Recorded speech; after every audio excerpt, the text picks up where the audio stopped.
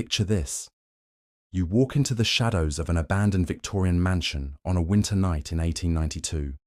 The wind howls through broken shutters, and frost clings to every window pane like skeletal fingers. But what happens next isn't about ghosts or ghouls.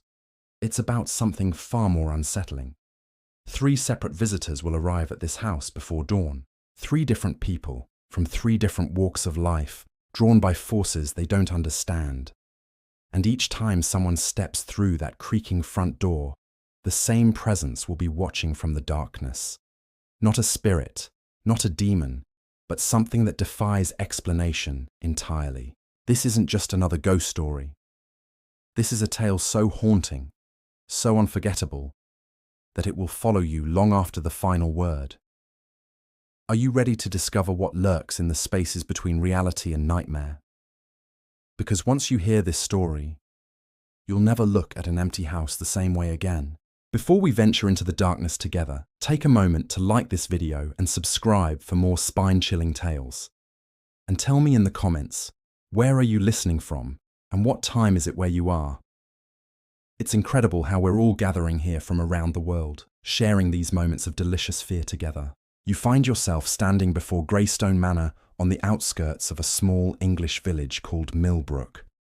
The locals whisper that the house has stood empty for 7 years, ever since the Whitmore family vanished without explanation. But tonight, something is different. Tonight, 3 souls will be drawn to this place, each carrying their own desperate need.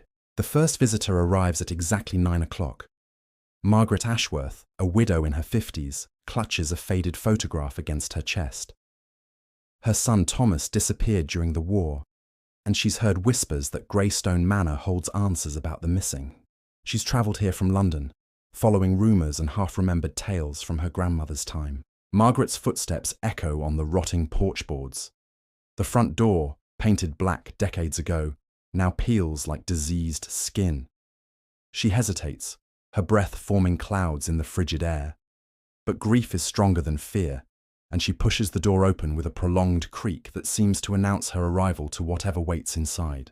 The interior is draped in shadows and dust sheets. Moonlight filters through grimy windows, casting everything in silver and black. Margaret calls out Thomas's name, her voice swallowed by the vast emptiness. She moves through the parlour, past furniture covered like sleeping giants, searching for some sign, some clue. That's when she feels it. The presence. Not malevolent, not welcoming, but intensely aware. Something is watching her from the darkness beyond the staircase. Margaret freezes, her heart pounding. The photograph trembles in her grip. She strains to see, to understand what lurks just beyond her vision. A whisper drifts through the air, soft as silk, carrying words she can't quite grasp. It might be her imagination, but she swears she hears Thomas's voice calling from somewhere deep within the house. Margaret follows the sound up the creaking stairs, her footsteps the only sound in the oppressive silence. At the top of the staircase, she turns toward a door at the end of the hallway. The whispers grow stronger, more distinct. But as she reaches for the handle, the door swings open on its own, revealing nothing but inky blackness. Margaret steps forward, and the darkness seems to embrace her, pulling her into its depths. Her scream echoes through the empty house before cutting off abruptly. The silence returns, thick and expectant. The presence retreats, satisfied for now, but not finished. 2 more visitors are yet to come.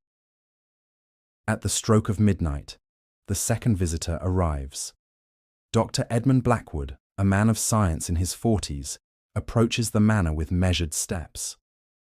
He's come here not from desperation, but from curiosity. As a researcher of unexplained phenomena, he's heard rumours about Greystone Manor's peculiar history.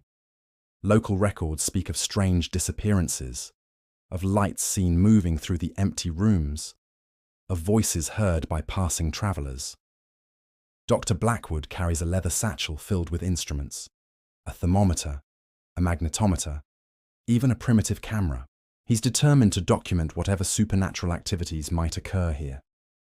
Unlike Margaret, he enters the house with confidence, speaking aloud to record his observations. The temperature inside measures exactly 42 degrees Fahrenheit, significantly colder than the outdoor air. His magnetometer shows unusual readings, the needle spinning wildly before settling on impossible measurements. Dr. Blackwood makes careful notes, his scientific mind cataloguing every detail. But as he moves deeper into the house, his instruments begin to malfunction.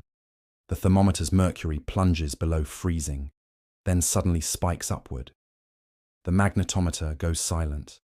His pocket watch, reliable for 20 years, stops ticking. That's when Dr. Blackwood realizes he's not alone. The presence makes itself known differently to him than it did to Margaret. Instead of whispers, he hears footsteps matching his own. When he stops, they stop. When he turns, he catches glimpses of movement in his peripheral vision. A shadow that doesn't belong to any furniture, a figure that dissolves the moment he looks directly at it. Dr. Blackwood tries to maintain his scientific composure, but fear begins to creep into his voice as he continues his observations. The footsteps become more distinct, closer. He can hear breathing that isn't his own, feel warm air on the back of his neck in the freezing house. He turns to leave, his research incomplete, but his nerve failing. But the front door, which he left carefully propped open, now stands closed. The handle won't turn. The windows won't budge. Dr. Blackwood finds himself trapped with the presence, which seems to grow stronger, more substantial with each passing moment. His final recorded words, found later on his abandoned equipment, speak of a figure emerging from the shadows. Not a ghost, he insists, but something else entirely. Something that wears the appearance of humanity, but carries the weight of centuries. His voice grows distant on the recording, as if he's being pulled away from the microphone. Then silence. The presence settles back into waiting. One more visitor remains. As dawn approaches, painting the sky a pale grey, the third and final visitor makes her way to Greystone Manor. Emma Clearwater, barely 18 years old, doesn't come seeking answers or conducting research. She comes because she's been called here, drawn by dreams that have haunted her for months. Emma possesses what her grandmother called the sight, an ability to perceive things others cannot. She's seen the manor in her visions, seen the figure that waits within its walls. Unlike the others, she knows she's walking into danger, but she also knows she has no choice. The dreams won't stop until she faces whatever awaits her. The young woman approaches the house as morning light struggles through the overcast sky. The building looks different in daylight. Less menacing, but somehow more melancholy. Emma can see the remnants of former beauty in its architecture, the care that once went into maintaining its grounds. She enters through the same door that welcomed Margaret and Dr. Blackwood. But Emma's experience is different from the start. She doesn't search or investigate. Instead, she stands in the center of the parlor and speaks directly to the presence she knows is watching. Her voice is steady, respectful, but not afraid. She acknowledges the presence, asks what it wants, why it has called her here. The response comes not as whispers or footsteps, but as images flooding her mind. She sees the history of Greystone Manor, the tragedy that created the presence, the reason it can never rest.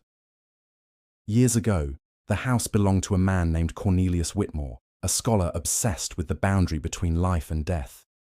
His experiments, conducted in the basement laboratory, had attracted something from beyond the veil. Not a spirit of the dead, but an entity that existed in the spaces between worlds, feeding on the life force of the living. Emma sees how Cornelius tried to banish the entity, how his family paid the price for his dabbling in forbidden knowledge. She witnesses their final night, their desperate attempts to escape, their ultimate failure. The entity had claimed them all, but in doing so, it became bound to the house, trapped by the very power it had consumed. For decades, it had waited in solitude, growing hungry, growing desperate. The occasional visitor provided temporary sustenance, but what it truly craved was release. It needed someone with the sight, someone who could understand its nature and help it find peace. Emma realizes why she was called here. The presence doesn't want to harm her, it wants her help. but helping it would require a sacrifice, a choice between her own safety and the chance to free both the entity and its victims from their eternal prison. The young woman closes her eyes and reaches out with her supernatural senses. She can feel Margaret and Dr. Blackwood, trapped in the spaces between existence, neither fully alive nor truly dead.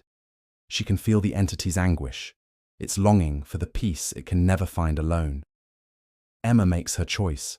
She begins to speak words her grandmother taught her, words of binding and release, of forgiveness and freedom. The house trembles around her as the barriers between worlds grow thin. The presence emerges fully for the first time, no longer hiding in shadows. What Emma sees would have terrified the other visitors, but to her eyes, trained by years of supernatural sight, she recognizes the truth. The entity was once human, a scholar like Cornelius, who had ventured too far into forbidden knowledge centuries before. It had been seeking the same answers, the same power, and had paid the ultimate price. The ritual Emma performs doesn't banish the entity. Instead, it releases all of them, the trapped visitors and the ancient being alike, allowing them to pass beyond the boundaries that had held them. The house shudders one final time before falling completely still.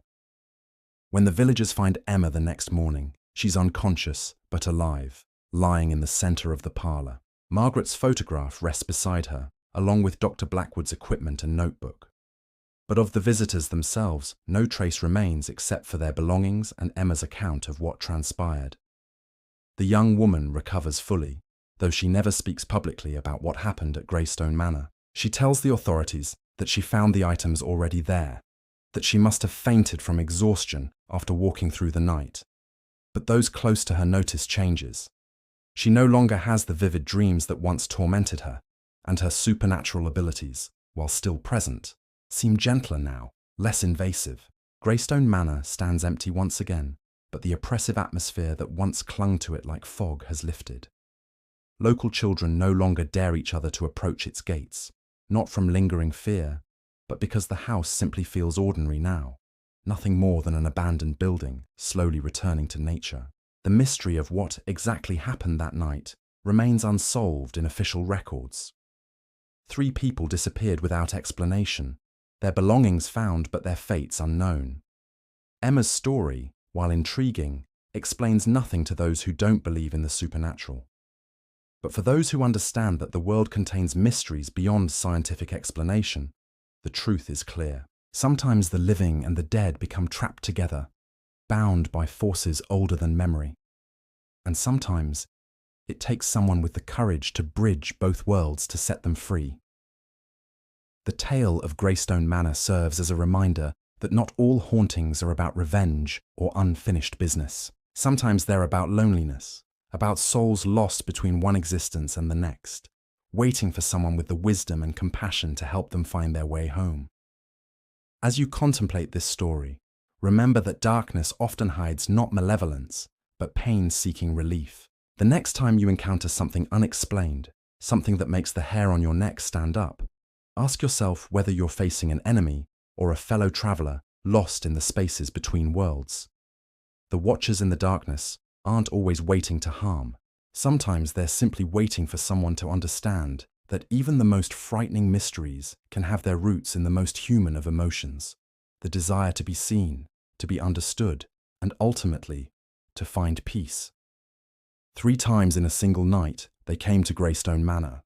3 times the presence watched and waited, but only once did someone arrive who understood that watching isn't always predatory.